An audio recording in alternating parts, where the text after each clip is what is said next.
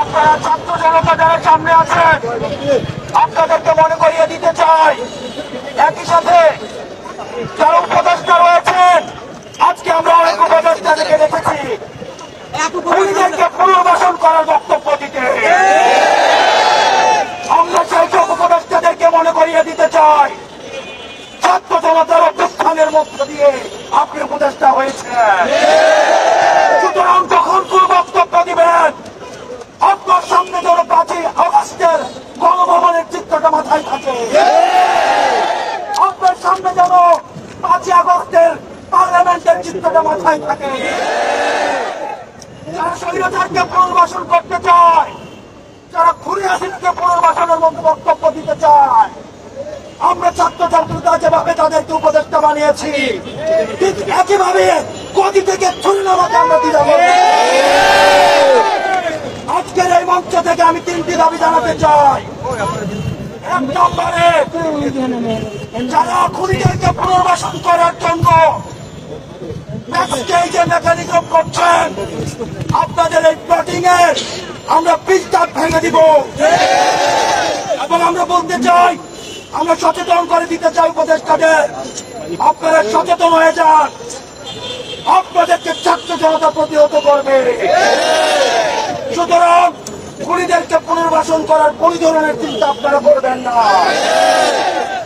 আমার 2 নম্বর আহ্বান মিডিয়া ভাইদের প্রতি, গণমাধ্যমের সাথে আমাদের সৌহার্দ্যপূর্ণ সম্পর্ক, আমাদের তাদের সাথে সৌহার্দ্যপূর্ণ সম্পর্ক ছিল, আছে এবং থাকবে। আমাদের আন্দোলনকে সার্বজনীন করার ক্ষেত্রে গণমাধ্যমের অবদান অনস্বীকার্য।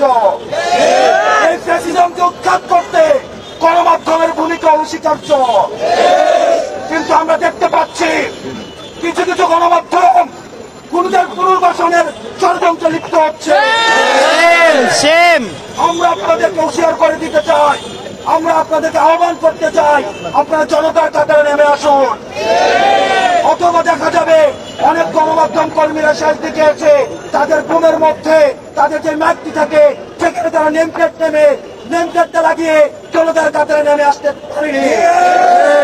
সুতরাং আপনাদের জন্য সেই ভবিষ্যৎ না হয়। সর্বশেষ বলতে চাই, আন্তর্জাতিক অপরাধ ট্রাইব্যুনালে খুনি হাসিনাকে প্রধান আসামি করে এবং অন্যান্য যারা তার সহযোগী ছিল, এই ফ্যাসিজমের যারা ফুল সোলজার ছিল, তাদেরকে আসামি করে এই অন্তর্বর্তীকালীন সরকারের কাছে আমরা দাবি করছি, খুনি হাসিনাকে আসামি করে আন্তর্জাতিক অপরাধ ট্রাইব্যুনালে মামলা দায়ের করতে হবে। রক্তের দাগ এখনো শুকায় না, রক্তের গন্ধ এখনো যায় না, মেডিকেল আহতরা কাতরাচ্ছে। সুতরাং আপনাদের স্পর্ধা হয় কিভাবে আপনারা জনতাকে অস্বীকার করে খুনিদেরকে পুনর্বাসন করবেন।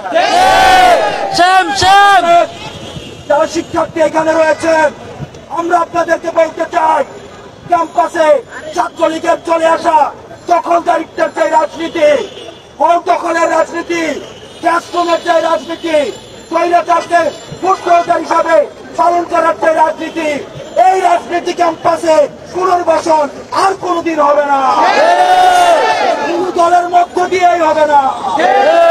আমাদের এখন বিক্ষোভ মিছিল আমাদের এই রাজু ভাস্কর্য থেকে শুরু হবে।